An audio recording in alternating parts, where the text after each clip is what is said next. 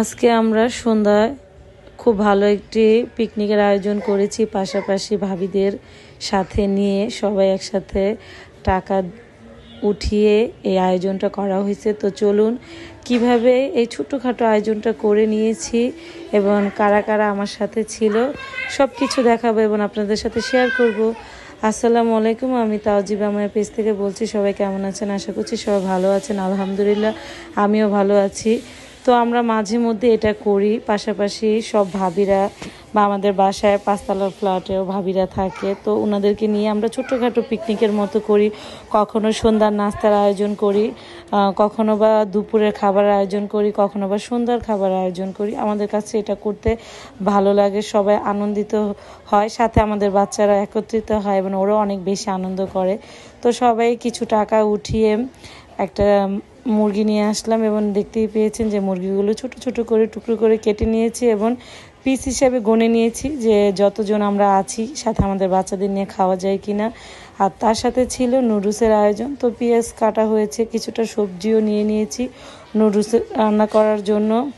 এখানে কিছু পরিমাণে তেল নিয়েছি এবং আমাদের এক ভাবি উনি এই দায়িত্বটা নিয়েছিল রান্নার, নুডলসটা ভাজি করা এবং চিকেন ফ্রাইটা ভাজার। ওনার হাতের রান্নাটা মাশাআল্লাহ অনেক বেশি ভালো ছিল বললেই চলে, যেহেতু আমরা খেয়েছি সেজন্যই বলছি ভালো ছিল। উনি এই চিকেনটা কেটে ধুয়ে পরিষ্কার করে ম্যাগনেট করে ফ্রিজে রেখে দিয়েছিলেন, সব মশলা একসাথে মিক্স করে। তারপর পরের দিন আমরা সন্ধ্যার সময়, এটা আগের দিন করা হয়েছে এবং পরের দিন সন্ধ্যার সময় এটা তেলের মধ্যে ভাজা হয়েছে।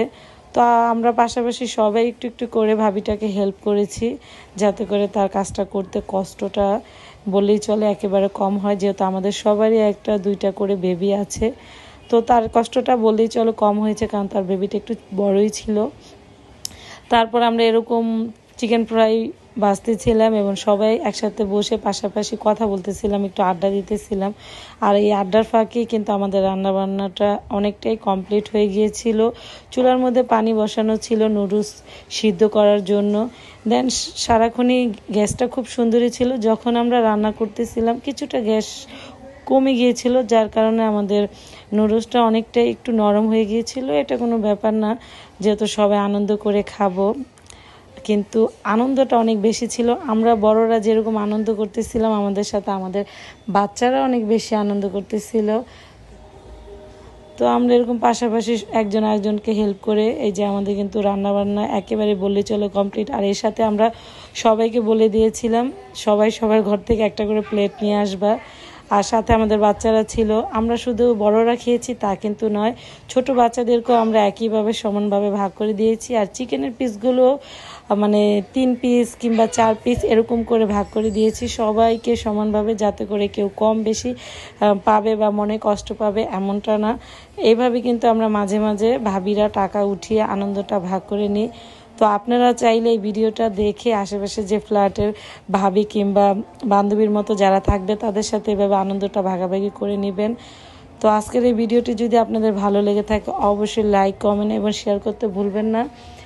আর আমার পেজের ফলো করে রাখবেন, যাতে করে আমি নতুন কোনো ভিডিও আপলোড দিলেই আপনারা সেটা পেয়ে যান। আর হ্যাঁ, আমার ইউটিউব একটা চ্যানেল আছে, সেখানে গিয়ে আপনারা অবশ্যই আমার চ্যানেলটি সাবস্ক্রাইব করে আসবেন। তাওজিবা মায়া নামি এই পেজটাতে যে নামটা দেওয়া আছে, ইউটিউব চ্যানেলটাও ঠিক একই নাম দেওয়া, তাওজিবা মায়া। তো কথা বলতে বলতে কিন্তু ভিডিওর একেবারে শেষ প্রান্তে চলে এসেছি বললেই চলে। সমানভাবে আমি এবং আমার শাশুড়ি আম্মা ভাগ করে দিচ্ছিলাম সবাইকে, বাচ্চাদেরকেও দিচ্ছিলাম। বাচ্চাদের জন্য একটু ঝালটা কম পরিমাণে দেওয়া হয়েছে, যাতে করে ওরা সবাই খেতে পারে।